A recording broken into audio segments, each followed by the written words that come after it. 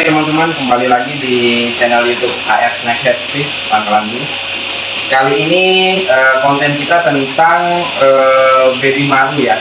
Jadi sekarang ini lagi banyak perdebatan. Perdebatannya itu kadang kan baby maru di ukuran 4 sampai 18 cm atau 20 cm itu rata-rata merah ya. Bahkan ada yang dari 4 sampai 10 cm itu merah, nanti 10 cm ke atas itu dia warnanya jadi gelap. Nah, kali ini di channel YouTube kita akan bahas bagaimana cara treatment atau penanganan baby maru supaya merahnya itu tetap terjaga ya teman-teman ya. Ini saya ada kedatangan baby maru dari Seruyan, Kabupaten Seruyan. Ada sekitar 700 ekor ukuran 5-6 cm ya. Ini saya lagi prepare untuk airnya di kolam beton ini ya. Karena kalau saya di kolam beton ini cukup enak ya untuk ganti airnya, itu tinggal buka pipa ini aja ketimbang di akuarium. Jadi di akuarium untuk saat ini lagi kosong ya. Untuk akuarium ini rata-rata saya ikan-ikan air payau ya atau blackfish. Jadi saya simpan di akuarium semua. Untuk maru, baby maru, pembesaran atau segala macam saya simpan di kolam sama akuarium yang sebelah sini ya, yang akuarium ukuran kecil. Oke teman-teman, bagaimana kelanjutannya kita saksikan ya. Oke teman-teman, di sini di farm saya ini ya, khususnya saya pakai air sumur bor, jadi airnya lumayan bening ya. Itu pH-nya itu sekitar 5 sampai 7. Nah, kita hidupin keran dulu, biarkan dia ngisi kolam itu tadi sampai penuh. Di sini saya udah nyiapkan juga daun pisang kering ya. Ini daun pisang kering ini udah saya cuci, saya jemur untuk ngilangin getahnya. Jadi biasanya saya itu pakai daun pakis ya, pakis yang kering itu, cuma stoknya lagi kosong, saya lagi males nyari juga. Jadi mau nggak mau kita ambil daun pisang aja yang terdekat. Bebas sih pilihannya, mau pakai daun pisang, daun ketapang itu bebas. Karena bagi saya pernah ngukur air itu pH-nya 7, tapi setelah saya gunakan daun pisang itu turunnya nggak banyak, tapi lumayan lah, turun itu sekitar 5, sekian lah turunnya dari pH 7 itu. Nah, jadi kenapa pH-nya itu harus rendah? Karena di habitat aslinya itu red maru itu rata-rata pH-nya 3 sampai 5 ya teman-teman ya, pH-nya ya, air gambut itu ya. Oke. Sembari sambil nunggu air di kolam penuh, saya mau liatin beberapa koleksi saya ya. Ini bentar, buang dulu. Ini saya ada red sentarum nih, baru datang tadi pagi. Ini red sentarum ini lumayan jadi primadona dulu ya, dulu lumayan sekali jadi primadona dan harganya pun lumayan mahal sekali. Nah ini red sentarum ya teman-teman ya. Red sentarum ini ciri khasnya kelihatan sekali perbedaannya. Nah, ini perbedaannya red sentarum ini dari Kalimantan Barat ya, Danau Sentarum. Itu lumayan kelihatan perbedaannya dari segi bar. Dia berbeda sekali sama yang dari Kalteng. Nih lihat aja barnya, dia ada banyak ya. Tuh rapat dia barnya. Dulu awal-awal mulainya red maru itu lumayan jadi primadona ini. Primadona dengan harga yang lumayan tinggi. Dulu saya di 2018 apa 19 itu ukuran 10 cm saya pernah nanya, waktu itu di angka 300 sampai 400 ribu ya teman-teman ya. Ini sangat lumayan harganya.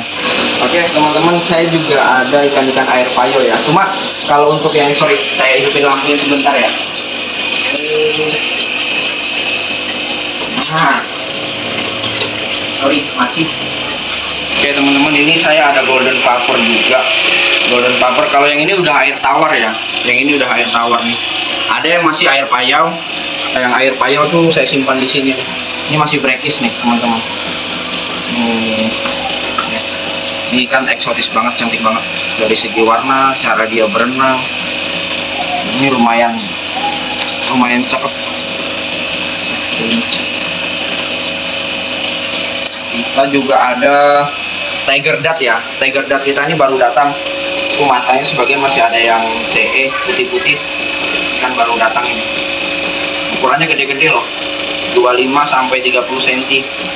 Barnya acak.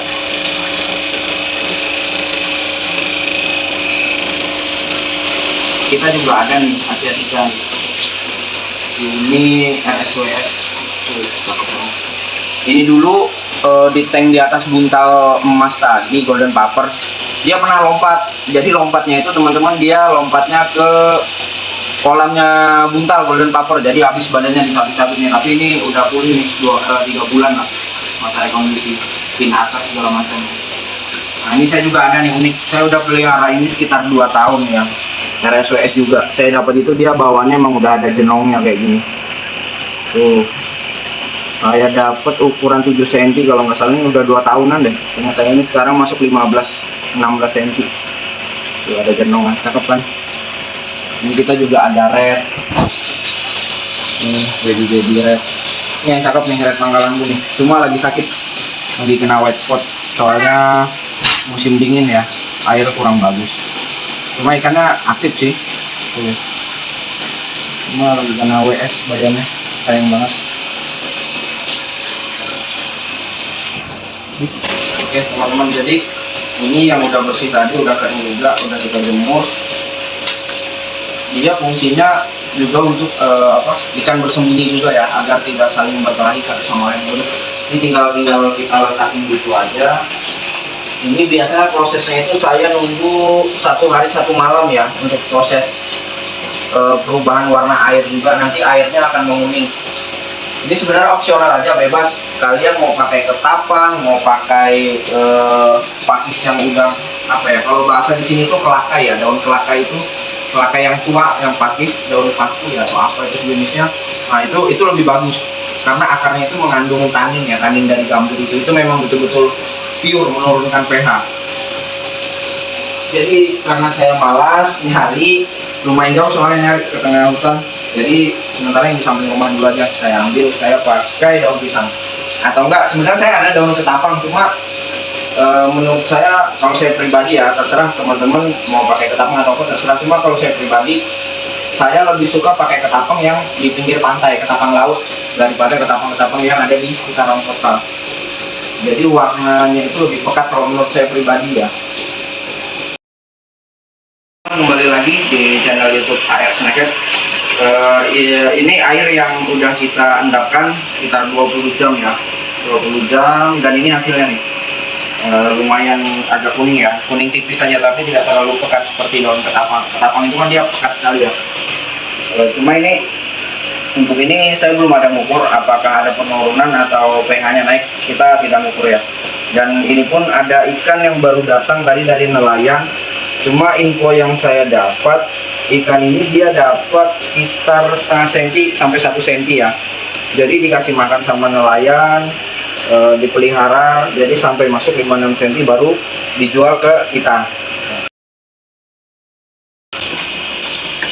Oke teman-teman, jadi seperti ini ya kondisi ikannya ya.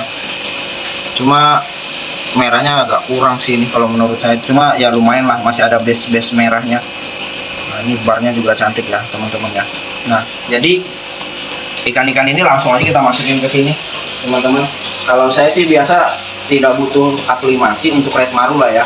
Saya tidak saya aklimasi apa segala macam. Jadi dari ikan setelah datang langsung saya masukin, karena jaraknya juga tidak terlalu jauh ya teman-teman ya, sekitar 3-4 jam ya dari Pangkalanbu ke Seruyan. Masih lumayan sih, masih merah-merah. Nampak ya, jelas banget ya. Oh, ini Seruyan ya teman-teman ya. Sebenarnya kalau saya sih tidak mempermasalahkan lokality, mau lokality A, B, C, D pun tidak masalah ya teman-teman ya. Yang penting ikannya merahnya bagus, barnya bagus. Kalau saya pribadi sih seperti itu, tidak butuh lokality A, B, C, D. Yang penting ikan bagus, merah, bar cantik, dan cepat settle ya di akuarium ya. Karena rata-rata sekarang itu yang saya perhatiin di Facebook ataupun di sosial media lainnya, beberapa keeper ini dia terpaku dengan lokality ya. Jadi gini teman-teman, saya kasih gambaran contoh ya. Contoh kita nggak usah bahas yang lain, kita bahas di Pangkalanbu ya. Di Pangkalanbu itu satu sungai itu berbeda-beda teman-teman. Ada yang merah, ada yang orange, bahkan ada yang kuning ya, kuning agak pucat gitu warnanya, orange semi ke agak kekuningan lah. Dan ada yang bunganya banyak, ada yang bunganya sedikit, bahkan ada yang tidak ada bunganya. Jadi begini teman-teman, dalam satu sungai itu tidak bisa jadi patokan semua bagus, tidak bisa teman-teman. Dia pasti ada perbedaan. Nah, makanya yang saya katakan jangan terpaku dengan lokality tapi dengan kualitas ikan. Kalau saya pribadi ya, kalau teman-teman ya terserah mau menanggapinya seperti apa. Nah, ini sisanya ini kita masukin lagi ya teman-teman ya. Ini ada sekitar 700-an ekor teman-teman. Sorry, bukan 1.200 ekor. Yang lainnya masih ada di box ya, belum saya bongkar ya. Ini baru datang, langsung kita masukin aja nih. Ini langsung kita masukin. Kalau saya sih biasa untuk di sini untuk pakan saya ngasih cacing sutra ya, atau cacing kecil-kecil itu teman-teman. Jadi selain dia kaya akan protein, dia juga bisa menjaga warna ya. Kalau saya pribadi untuk pakan, kalau teman-teman ya mungkin bisa pakai cacing buku atau pelet segala macamnya. Kalau saya sih tetap pakan hidup ya. Pertama untuk menjaga insting dia sebagai predator, kedua juga untuk menjaga warnanya agar tetap stabil. Oke, teman-teman, sekian dulu dari saya. Terima kasih sudah mengikuti saya dari awal ya, kita ngisi air apa segala macam sampai saat ini, sampai ikan masuk segala macam. Nanti untuk video selanjutnya untuk ikan nanti saya update sekitar 2-3 minggu lagi ya. Mungkin udah masuk di, ini kan udah 5-6 cm, kemungkinan masuk di 8-10 cm ya, sekitar 3 mingguan lagi ya. Oke teman-teman, bagi teman-teman yang berminat dengan ikan-ikan dari farm kita dari AF Snackhead, teman-teman bisa menghubungi kita di nomor WhatsApp. Nanti saya cantumin di deskripsi ya, atau enggak sekalian Facebook sama Instagram kita juga nanti kita cantumin di kolom di deskripsi. Sini dulu teman-teman, sekian dari saya. Bagi teman-teman yang suka video ini silahkan di like dan jangan lupa di subscribe juga ya channel saya, biar saya makin giat lagi, makin semangat lagi untuk membuat video-video seputar ikan yang ada di Kalimantan Tengah, khususnya Pangkalan ya teman-teman ya. Oke teman-teman, sampai sini dulu, see you.